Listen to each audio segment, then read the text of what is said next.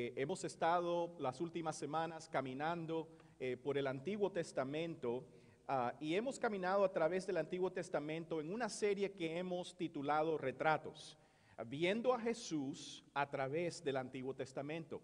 Y hemos hecho esto porque creemos las palabras de Jesús en Juan capítulo 5, versículo 39, donde Él nos dice que todas las escrituras apuntan a su persona. O sea, si nosotros vamos a leer las Escrituras, si vamos a leer el Antiguo Testamento, tenemos que reconocer que el Antiguo Testamento nos habla de Jesús. Aun cuando no vemos su nombre ahí, el Antiguo Testamento siempre apunta a Jesús. Y hemos estado por Génesis, y en Génesis vimos a Jesús. Hemos estado por Éxodo, ¿verdad? Y en Éxodo vimos a Jesús. Y hoy entramos al libro de Levítico, el libro de Levítico. Ahora, al decir el libro de Levítico, espero no haber perdido a nadie en esta mañana, ¿verdad? Porque muchos planes de lectura de Biblia son naufragados en las orillas de Levítico, ¿verdad? Muchos de nosotros comenzamos a leer la Biblia. ¿Cuántos de ustedes así de mano, tal vez todos los años, al principio del año dicen, oh, este año voy a leer la Biblia completa, ¿verdad? Y cogen un plan de leer la Biblia completa y comienzan a leerla y pasan por Génesis, tremendo Génesis, y pasan por Éxodo, qué bueno Éxodo, ¿verdad? Y cuando llegan a Levítico, ahí naufragamos, se nos acabó el plan de lectura bíblica, ¿verdad? ¿Por qué? Porque el libro de Levítico es un libro muy complicado, ¿verdad?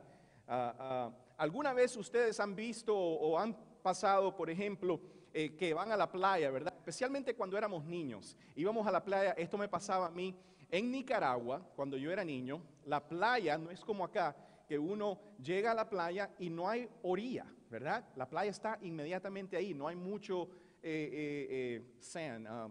arena, ¿verdad? No hay mucha arena. Pero en Nicaragua uno llega a la playa y comienza la arena y hay que caminar como una milla para llegar al agua, ¿verdad? Entonces como niños nosotros corríamos, íbamos corriendo, así viene la lectura de la Biblia. Corremos y Génesis, Éxodo, ¿verdad? Y cuando vas entrando al agua, estás corriendo lo más rápido posible, pero casi no te estás moviendo, ¿verdad?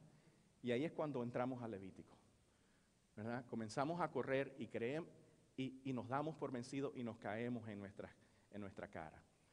Porque es un libro complicado.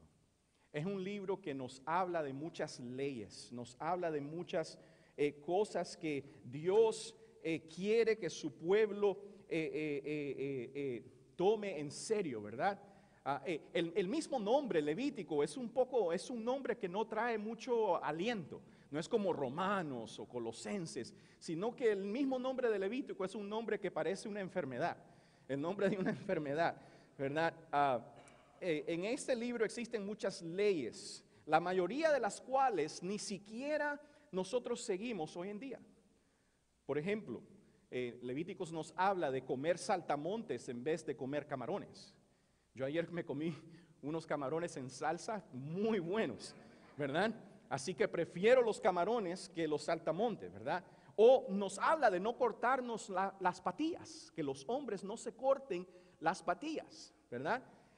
Nos habla también de no tener tatuajes. Así que estoy muy mal considerando el libro de Levíticos, ¿verdad? Imagínense si nosotros apedreamos a nuestros hijos por faltarle respeto a mamá, ¿verdad? Porque eso, Levítico habla de eso, que si un hijo le falta el respeto a su mamá, a su papá, ¿verdad? Es digno de ser apedreado. Levítico es un libro difícil de entender, pero les digo algo, es imposible de entender sin la hermenéutica de Cristo. Pero una vez que nosotros vemos a Cristo y una vez que nosotros traemos a Cristo a estas reglas, a estas normas que Levítico nos está dando, entonces comenzamos a ver lo lindo de este libro. Y hoy veremos uno de los capítulos del libro, según los teólogos nos dicen, que es en verdad el capítulo que nos trae el libro completo. Todo el libro va apuntando a este capítulo, y es el capítulo 16. Así que les voy a pedir que entren a Levítico 16 conmigo, ¿verdad? En sus Biblias. Y en este capítulo Dios nos da instrucciones sobre un día muy importante, un día que era importante una vez al año, el día que hoy en día los judíos todavía celebran, que se llama el día de Yom Kippur, ¿verdad? El día de cobertura. Este es el día que se convirtió en algo tan central en la vida de los judíos que solo lo llamaban Yoma, o sea, el día muy especial, el día en el cual ellos venían a entrar y el sumo sacerdote entraba en el santo lugar para entregar sacrificio para el perdón de pecados del pueblo completo. Así que no voy a leer el capítulo entero, aunque vamos a leerlo todo a través del sermón, pero vamos a leer el resultado que iba a pasar a través de esta celebración, ¿verdad? En los versículos 29 y 30. Levíticos 16, 29 y 30, dice así el Señor. Hablando de este día, ¿verdad? Será para ustedes un estatuto perpetuo, tanto para el nativo como para el extranjero. El día 10 del mes séptimo ayunarán y no realizarán ningún tipo de trabajo. En dicho día se hará propiciación por ustedes para purificarlos, y delante del Señor serán purificados de todos sus pecados. Oh Señor, qué gloriosa verdad, que podamos ser purificados completamente de todo pecado y de toda culpa. Señor, enséñanos tu palabra en esta mañana. Te lo pedimos en el nombre de Jesús. Amén, amén. Cuando estaba preparando esto, me acordé de una historia de un hombre que entra a un bar y el hombre compra una cerveza e inmediatamente cuando el camarero, ¿verdad? O el cantinero le entrega la cerveza, inmediatamente él coge el vaso de la cerveza y se lo echa encima al cantinero. Y rápidamente él coge servilletas y comienza a secarle la cara, y el cantinero está, ¿verdad?, furioso, pero él inmediatamente, oh, perdón, disculpe, que es que yo tengo esta tendencia, ¿verdad? Es como un tiki-tiki. A mí me gusta decirle que los niños tienen tiki-tiki, ¿verdad? Es una tendencia, ¿verdad?, a echarle, a arrojar los vasos a personas. Y entonces el cantinero le dice, mira, tienes un problema muy grande. Nunca jamás entres en este lugar, y cuando entres, si entras, yo nunca te voy a servir una cerveza, no te voy a servir nada. Porque tienes que hacer algo por ese problema que tienes, ¿verdad? Entonces pasan meses y el hombre vuelve a entrar al bar y le pide una cerveza al cantinero. Y el cantinero le dice, mira, yo no te voy a dar, yo no te voy a servir nada. Y el hombre le dice, no, mira, no te preocupes, he estado yendo a un psiquiatra. Yo he estado asistiendo a un psiquiatra y el psiquiatra me ha ayudado y en verdad que ya he resolvido todo ese problema. Entonces el cantinero, convencido que ahora estaba bien servirle al hombre, viene y él toma y le sirve de nuevo una cerveza. Y el hombre inmediatamente coge la cerveza y ¡fras!, se la echa de nuevo en la cara al cantinero asombrado. Y le dice, pensé que estabas curado, gritó el cantinero, ¿verdad? Y le dice el hombre, sí lo estoy, todavía lo hago, pero ya no me siento culpable cuando lo hago. Si esta fuera una historia real, creo que todos quisiéramos hablar con el psiquiatra que curó a este hombre de su sentimiento de culpa, ¿verdad? Porque todo el mundo en algún momento u otro ha tenido el mal sentimiento de culpa. Todos nosotros sufrimos con un sentimiento de culpa. Incluso hay personas que no creen el que hay algo bueno o hay algo malo, que hay correcto o incorrecto.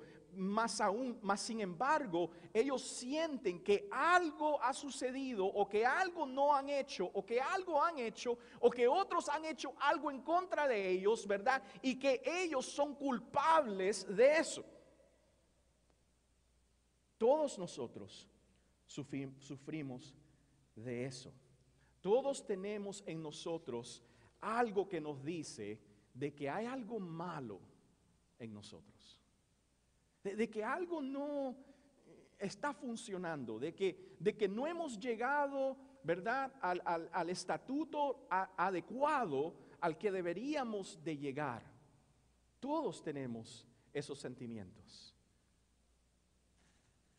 Y hay tres formas en las cuales la mayoría de las personas contemporáneas intentan resolver el problema de la culpa.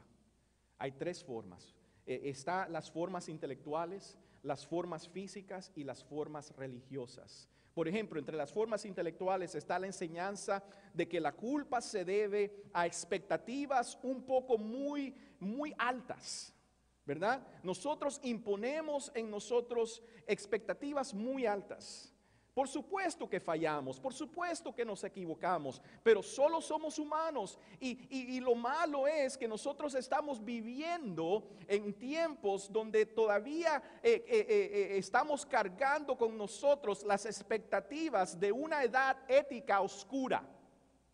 Eso es lo que pensamos. No, es que en los 50s y en los 40s se vivía de esa manera, pero ahora no hay que vivir de esa manera, ¿verdad? Esos son tiempos viejos, antiguos.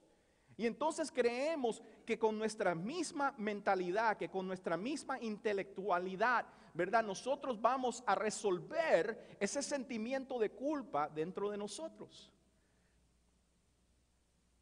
Por eso es la razón que hoy en día nosotros vemos que en los lugares intelectuales, en las universidades, en los lugares donde vemos no sé si llamarlo un liberalismo, ¿verdad? Nosotros lo que vemos es que aquello que en un tiempo se llamaba malo, hoy en día se llama bueno. ¿Por qué? Porque nosotros queremos quitarnos ese sentimiento de culpa. Que queremos que las cosas que hacemos o que no dejamos o no hacemos, ¿verdad? Queremos sentirnos bien, no queremos sentirnos culpables. Mire, yo les voy a dar un testimonio.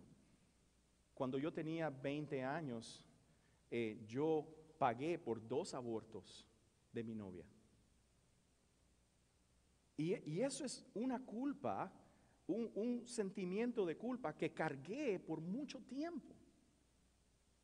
Pero hoy en día te dicen, bueno, no hay nada malo con eso, ¿verdad? ¿Por qué? Porque queremos quitarnos ese sentimiento, queremos quitarnos intelectualmente, ¿verdad? Pero también hay maneras físicas en las cuales nosotros hacemos esto. Por supuesto, todos reconocemos el alcohol, las drogas, son las maneras en las cuales nosotros físicamente queremos quitarnos ese sentimiento de culpa dentro de nosotros, ¿verdad? Y yo te quiero decir que en verdad las adicciones es simplemente, vienen de una raíz de culpabilidad. De una raíz de culpabilidad. Siempre nos lleva a una adicción, ¿verdad? Algunas personas mantienen en vez de adicciones, bueno, mantienen la televisión o el entretenimiento, ¿verdad? Los deportes, el sexo, ¿verdad? Los juegos de video. Hoy en día, muchachos jóvenes de 20 y pico de años pasan todo el día jugando videos como si fueran niñitos, ¿verdad? ¿Por qué? Porque esas son las maneras físicas en las cuales nosotros tratamos de borrar o de olvidarnos de ese sentimiento dentro de nosotros que nos dice que hay algo que hay que arreglar. Hay que hacer paz, ¿verdad? Pero la táctica más antigua y más venerada para evitar la miseria de la culpa es la religión. Esta táctica puede ser la más engañosa porque se acerca más a la verdad. Porque el religioso reconoce que las estrategias intelectuales o las estrategias físicas generalmente ignoran. Ellos reconocen de que en verdad la causa última de la culpa es que hay un Dios justo, ¿verdad? Cuya voluntad para sus criaturas es ignorada o desafiada. Y reconoce que bajo cada punzada de conciencia del alma humana existe una convicción de que hemos hecho algo en contra de Dios. Entonces el religioso reconoce algo que la persona intelectual o la persona física no puede reconocer. Pero el problema del religioso es que trata de apacentar su culpa, trata de quitar ese sentimiento de culpa a través de buenas obras y de sacrificios a Dios. Como que si de alguna manera nosotros pudiéramos pagarle a Dios para quitarnos ese sentimiento de culpa. Aquí es donde Levítico 16 nos ayudará, porque todo el tema de Levítico es sobre la manera en que Dios trata con nuestra culpa. Todo el libro de Levítico. Así que quiero rápidamente darles un contexto, ¿ok? El tema de Levítico es este. Si lo podemos en una sola oración, este es el tema de Levítico. Nuestro pecado es mucho peor de lo que imaginamos, pero la gracia de Dios es mucho mayor que nuestro pecado. Ese es el tema de Levítico, que nuestro pecado es mucho peor de lo que imaginamos, pero la gracia de Dios es mucho mayor que nuestro pecado. Quiero enseñarles esto en nuestro propio texto, aquí en Levítico 16. Vamos a ver nuestro pecado primero, ¿ok? Nuestro pecado primero. Dice el versículo 1. El Señor le habló a Moisés después de la muerte de los hijos de Aarón, quienes murieron al acercarse imprudentemente al Señor. Le dijo el Señor a Moisés: dile a tu hermano Aarón que no entre a cualquier hora en la parte del santuario que está detrás de la cortina, es decir, delante del propiciatorio que está sobre el arca, no sea que muera cuando yo aparezca en la nube por encima del propiciatorio. ¿Verdad? Perdonen mi español, pero miren, esto es lo que está pasando. La primera cosa que vemos es cuán grande es nuestro pecado. Y vemos cuán grande es porque en Levíticos 10 podemos ver que los hijos de Aarón habían entrado delante de la presencia de Dios y habían entrado a su propia manera. Eran hombres, ¿verdad?, que querían servir a Dios. Eran hombres que traían, ellos querían entrar, querían dar sacrificio a Dios, pero lo hicieron a su manera. Y cuando entraron al lugar santísimo, era un lugar que estaba cubierto por una cortina de 4 pulgadas de grueso. Una cortina que cubría completamente el lugar santísimo, ¿verdad? Y esa cortina solo podía entrar el gran sacerdote, el sumo sacerdote, podía entrar. Y ellos entraron a tratar de entregar sacrificio a Dios. Y inmediatamente cuando la nube de la presencia de Dios entró a ese lugar, ellos inmediatamente fueron muertos. El fuego los consumió. ¿Nunca han visto la película de Raiders of the Lost Ark? No, olvídense de eso. Pero el fuego los consumió completamente. Y aquí Moisés le da a Aarón, le dice: mira, no puedes entrar delante de la presencia de Dios de tu manera. Tiene que ser de la manera que Dios ha dicho, ¿verdad? Ahí vemos lo grande que es nuestro pecado. Déjeme decirle algo. Hoy en día hay una dicha muy popular, una dicha que dice, no importa la manera en que intentes llegar a Dios, ¿verdad? La gente te dice: bueno, yo siempre he creído en Dios y yo soy sincero y bueno, yo no tengo que hacer esto, yo no tengo que hacer esto. ¿Por qué yo tengo que creer en Cristo y recibir a Cristo y todo esto? Yo tengo mi manera. Yo tengo mi relación con Dios a mi manera. Déjeme decirles algo. Los hijos de Aarón eran hombres sinceros también. Pero cuando ellos pensaron de que ellos podían entrar delante de la presencia de Dios a su manera, el fuego los consumió. Porque nuestro pecado es mucho más grande de lo que nosotros imaginamos. ¿Okay? Pero la gracia de Dios es más grande que el pecado. Mire la gracia de Dios. En el versículo 16 nos dice así: así hará propiciación por el santuario para purificarlos de las impurezas y transgresiones de los israelitas, cualquiera que hayan sido sus pecados. O sea, la gracia de Dios ha provisto una manera en la cual nosotros podemos entrar delante de su presencia, y a través de esta manera hay propiciación. Quiere decir que el pecado que nosotros teníamos en contra de Dios, la deuda ha sido pagada, ¿verdad? Y a través de esto nosotros somos purificados, y todas nuestras impurezas, transgresiones, cualquiera que haya sido, son quitadas completamente. ¿Me entienden? Déjeme decirle algo. Usted puede estar cargando en esta mañana un sentimiento de culpa por algo muy grande. Nadie sabe. Su esposo no sabe, su esposa no sabe, sus padres no saben. Usted guarda un secreto dentro de usted que nadie sabe. Pero usted siente ese peso encima de usted. Y yo quiero decirle que la gracia de Dios es mucho más grande que ese peso de culpa que usted carga.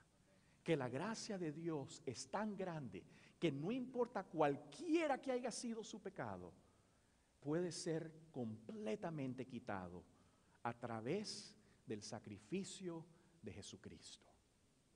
Amén.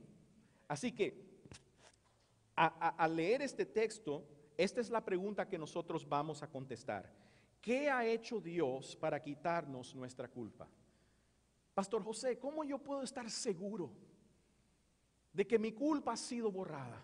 ¿Cómo yo puedo, pastor, en verdad ver lo que Dios ha provisto, lo que Dios ha hecho, lo que Dios ha dado, para que en verdad yo ya no sienta este sentimiento de culpa? Esa es nuestra pregunta. ¿Qué ha hecho Dios para quitarnos nuestra culpa?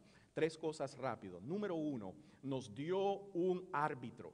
Nos dio un árbitro. Mire el versículo 3, ¿verdad? Aquí vamos a hacer muchas cosas y yo no quiero perderlos, porque no tenemos mucho tiempo. Pero en el versículo 3, Moisés comienza a darle a Aarón, que es el sumo sacerdote del pueblo de Israel, ¿verdad?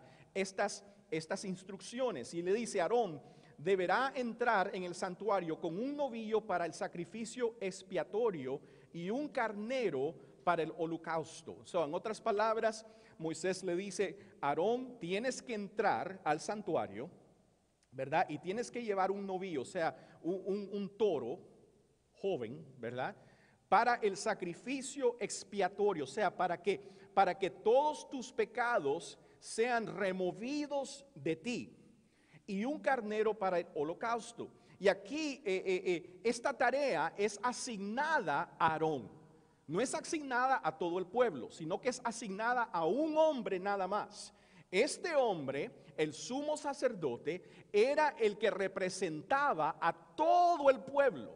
Él es el árbitro, ¿verdad? Él es la persona mediadora entre el pueblo y Dios. Él es el que viene delante de la presencia de Dios. Y aquí lo que estamos viendo, porque muchas personas leen Levítico y dicen: bueno, esto es una historia muy, muy buena, ¿verdad? Pero esa historia nada más. ¿Qué tiene que ser esto conmigo, verdad? ¿De dónde se conecta esto conmigo? Bueno, se conecta porque, como leyó Luis en Hebreos capítulo 10, nosotros vemos que nosotros tenemos un sumo sacerdote también. Y su nombre es Jesucristo, el que entró al santuario de los cielos, el santuario que no es hecho de manos de hombres, sino uno que es celestial. y entregó sacrificio, y Él también representa a un pueblo, y ese pueblo es todo aquel que ha creído en su sacrificio. Entonces, Dios nos ha dado un árbitro. El árbitro que era Aarón para el pueblo de Israel es el árbitro que es Jesús para nosotros hoy.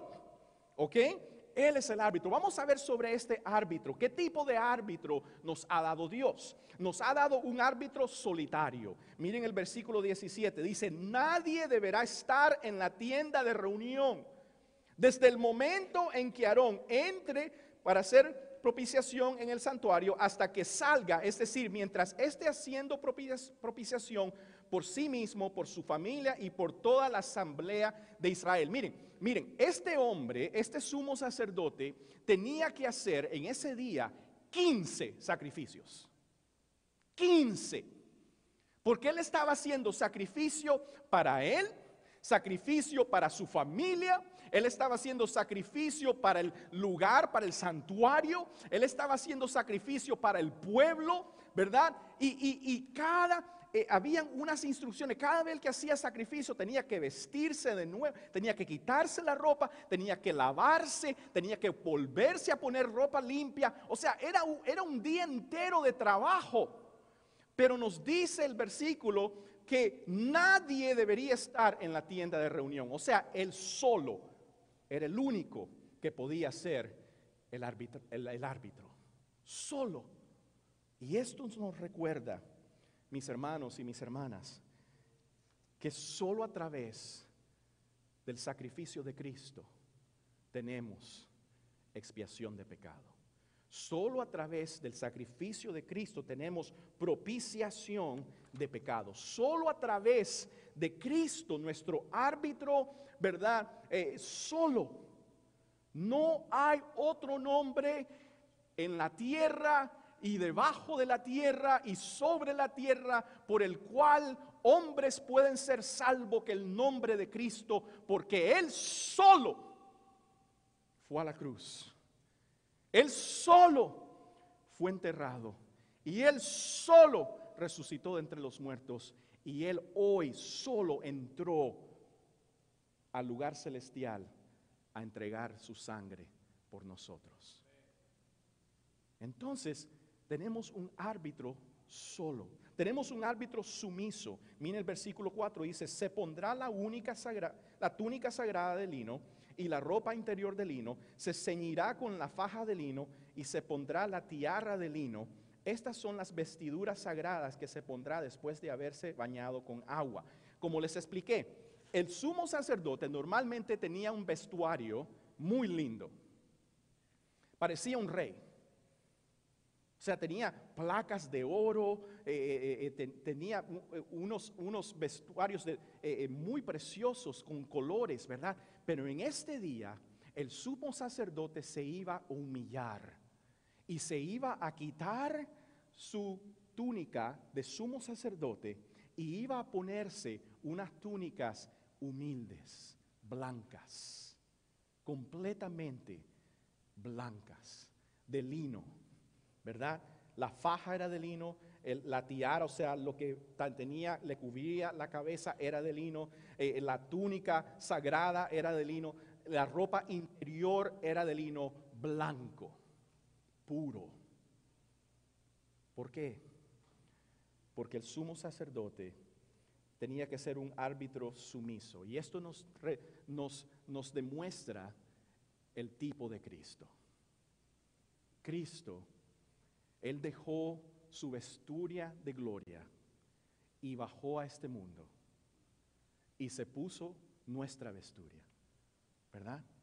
Y Él puro en su propia carne, puro, limpio, sin mancha, ¿verdad? Él entró y Él dio sacrificio por nosotros. Entonces, ese es el tipo de arbitrario que nosotros tenemos. Un arbitrario solo, un arbitrario sumiso y último, un arbitrario sin mancha. Mira el versículo 23, dice, entonces Aarón entrará en la tienda de reunión, se quitará los vestidos de lino que se puso antes de entrar en el santuario y ahí los dejará. Se bañará con agua en el lugar santo y se volverá a vestir. Después saldrá y ofrecerá su propio holocausto y el del pueblo. Así hará propiciación por sí mismo y por el pueblo. Y aquí vemos que el sumo sacerdote debía lavarse a fondo antes y después de realizar sus tareas en el día de la expiación. Eso era algo que él hacía. Él se ponía su traje, él hacía sacrificio, volvía a salir, se quitaba la ropa, se bañaba y volvía a ponerse. ¿Por qué? Porque el sacrificio delante de Dios tenía que ser uno sin mancha, puro. Y de la misma manera nosotros vemos cómo esto apunta a Cristo, porque Cristo es aquel que entró delante de la presencia de Dios sin mancha, ¿verdad? Él dio su cuerpo, Él dio su vida perfecta. Él vivió la vida que ninguno de nosotros podíamos vivir. Y Él murió la muerte que nosotros merecíamos, ¿verdad? Y esa vida perfecta es la cual es una vida sin mancha. Tenemos un árbitro sin mancha. Ahora, Dios nos da un árbitro, pero la segunda cosa que Él nos da, Él nos dio absolución. Versículo 30 dice: en dicho día se hará propiciación por ustedes para purificarlos, y delante del Señor serán purificados de todos sus pecados. El sumo sacerdote no tenía nada propio que ofrecer para la expiación. Entonces lo que él hacía es que él traía animales, los cuales, ¿verdad?, iban a ser sacrificados para el perdón de pecados del pueblo. Y quiero que veamos dos cosas aquí. Habían dos cabros que eran escogidos del pueblo. Y estos dos cabros, ¿verdad? Ellos veían cuál de los dos iba a ser sacrificado y cuál de los dos iba a ser mandado al desierto. Ellos hacían eso a través de lo que llaman lots, o sea, ellos como tirar una moneda, ¿verdad? Como tirar una moneda a ver cuál de los dos Dios escogía. Y esto aquí nosotros vemos lo que Dios nos está dando el perdón, pero lo hace a través de dos maneras. Un cabro, el sumo sacerdote, ¿verdad?, venía y lo sacrificaba y entraba al lugar santísimo con su sangre, y la sangre la rociaba de encima del aposento, ¿verdad?, del lugar de misericordia. Y ahí ese sacrificio era para el pueblo. Y ahí vemos la gran ilustración de Cristo, porque Cristo de la misma manera, ¿verdad?, fue crucificado, y su sangre es la sangre del nuevo pacto. Su sangre es la sangre que nos limpia. Él es el sacrificio, el último sacrificio, el sacrificio perfecto, el cual no necesitamos más sacrificios. Es el sacrificio de Cristo. Dios nos dio eso. Pero también nosotros vemos aquí que el sumo sacerdote tenía un sustituto, que era el cabro que sobrevivía. Pero ese cabro, el sumo sacerdote venía, ponía sus manos sobre él, y él, ¿verdad?, a través de oración, él transmitía todos los pecados del pueblo a la cabeza de ese cabro. Y ese cabro era llevado a millas afuera de la ciudad, y era dejado en el desierto. Nadie sabía lo que iba a pasar con ese cabro, ¿verdad? Era posible que un animal lo matara, era posible que se muriera de sed, ¿verdad? Pero eso lo que significaba era que todos los pecados del pueblo habían sido puestos en alguien. Y esa persona o ese cabro había sido sacado de entre medio de ellos. Entonces Dios, a través de Cristo, no simplemente hace el sacrificio que nos da perdón de pecado, pero a través de Cristo Él nos purifica de pecado. Él elimina todo pecado de entre el pueblo. Cristo, a través de su sacrificio en la cruz, no simplemente nos ha perdonado lo que nosotros hemos hecho mal, pero Él nos ha quitado toda culpa. Toda culpa Él la ha eliminado, porque todos nuestros pecados han sido puestos en Cristo y han sido llevados lejos. Es más, la Biblia nos dice, el Salmo 103 nos dice que desde, ¿verdad? Desde el oeste, dice, desde el este hasta el oeste, hasta ahora, Él nos ha quitado nuestras transgresiones. Y el profeta Micaías dice que Dios ha puesto nuestros pecados en el fondo del océano. Me acuerdo un predicador viejo que decía, y que aparte de que Dios puso nuestros pecados en el fondo del océano, Él puso una seña ahí que dice que aquí no puedes pescar. Porque muchos de nosotros nos gusta pescar en el lugar donde Dios ya enterró nuestros pecados. Déjenme decirles algo.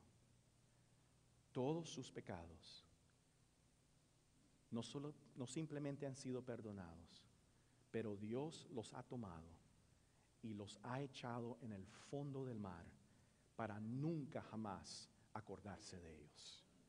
La Biblia nos dice que Dios no se acuerda de nuestro pecado. ¿Usted puede pensar eso? De que Dios no se acuerda de todo lo que yo he hecho. Miren, déjenme decirles algo.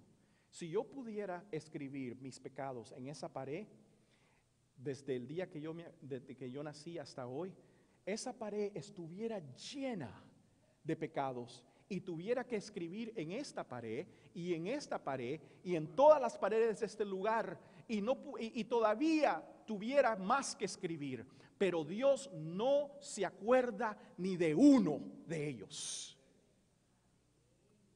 por el sacrificio de Cristo, porque Él nos dio el perdón. Pero último, vamos a terminar, Él nos dio afirmación. Miren el versículo 29, dice, este será para ustedes un estatuto perpetuo, tanto para el nativo como para el extranjero. El día 10 del mes séptimo ayunarán y no realizarán ningún tipo de trabajo. Y esto es lo que está haciendo Moisés. Moisés le está dando estas instrucciones y les dice que este día será un día de recordatorio, un día por el cual ellos siempre mantendrán, ¿verdad? Y déjenme decirle algo. Nosotros podemos decir, bueno, nosotros no hacemos eso. ¿Sabes por qué no lo hacemos? Porque ese día para ellos, que ellos iban a mantener, era un día que apuntaba a una realidad que sucedió hace 2000 años en la cruz del Calvario. Y nosotros ahora, en vez de mantener un día, nosotros vivimos una realidad de todos los días, recordando y viendo hacia atrás a la cruz del Calvario y recordando el sacrificio que Cristo ha hecho por nosotros. Esa es nuestra vida ahora. Pero aquí es lo que yo quiero que ustedes entiendan. Número uno, que Dios les ha dado completa clemencia, o sea, completo perdón. Versículo 30 nos dice que delante del Señor serán purificados de todos sus pecados, todos.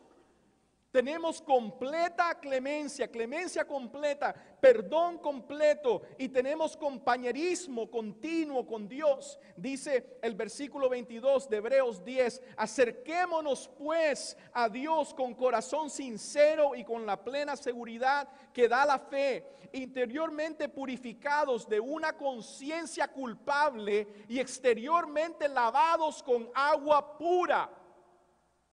Nosotros podemos entrar delante de Dios, no tenemos que escondernos, no tenemos que sentirnos culpables continuamente porque podemos realizar que sí, somos culpables, pero Dios ha perdonado nuestra culpa y Dios ha deshecho todo nuestro pecado en Cristo y ahora Dios nos llama a que entremos, a que tengamos continua comunión con Él. Ya no estamos separados. Y esto nos lleva a nosotros responder y a responder de esta manera.